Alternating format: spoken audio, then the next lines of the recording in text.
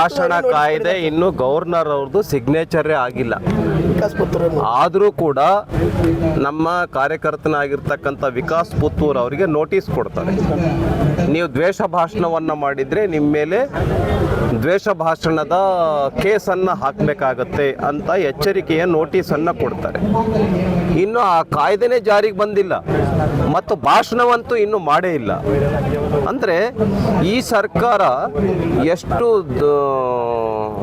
ವಿಚಿತ್ರಕಾರಿ ಸರ್ಕಾರ ಆಗಿದೆ ಅಂತ ಹೇಳಿದರೆ, ಭಾಷಣಕ್ಕೂ ಪೂರ್ವದಲ್ಲಿನೇ ಇವರು ಕೇಸ್ಗಳನ್ನು ಹಾಕೋದಕ್ಕೆ ಆಲ್ರೆಡಿ ಪ್ಲಾನ್ ಮಾಡ್ಕೊಂಡಿದ್ದಾರೆ. ಹಾಗಾಗಿ ಸರ್ಕಾರ ಈ ಧೋರಣೆಯನ್ನು ಮಾಡಬೇಕು.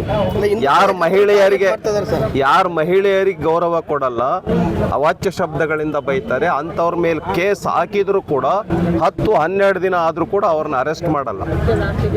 ಆದರೆ ಇವ್ರು ದ್ವೇಷ ಭಾಷಣ ಮಾಡೇ ಇಲ್ಲ, ನೀವು ಮಾಡಿದರೆ ನಿಮ್ಮ ಮೇಲೆ ಕೇಸ್ ಹಾಕ್ತೀವಿ ಅಂತ ನೋಟಿಸ್ ಕೊಡ್ತಾರೆ.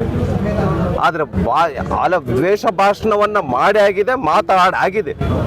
ಮಹಿಳೆಯರಿಗೆ ಏನೆಲ್ಲ ಶಬ್ದಗಳನ್ನು ಉಪಯೋಗಿಸಿ ಮಾತಾಡಬಾರ್ದು ಅವೆಲ್ಲ ಶಬ್ದಗಳನ್ನು ಮಾತಾಡಿ ಆಗಿದೆ. ದ್ವೇಷ ಭಾಷಣ ಏನು, ಅದಕ್ಕಿಂತ 1 ಮೈಲ್ ದೂರ ಹೋಗಿ ಮಾತಾಡಿದ್ದಾರೆ. ಅವ್ರ ಮೇಲೆ ಯಾಕೆ ಕೇಸ್ ಹಾಕಲ್ಲ? ಅವ್ರಿಗೆ ಯಾಕೆ ಬಂಧನ ಮಾಡಲ್ಲ? ಅವ್ರು ಏನು ಬೇಕಾದರೂ ಮಾಫಾ?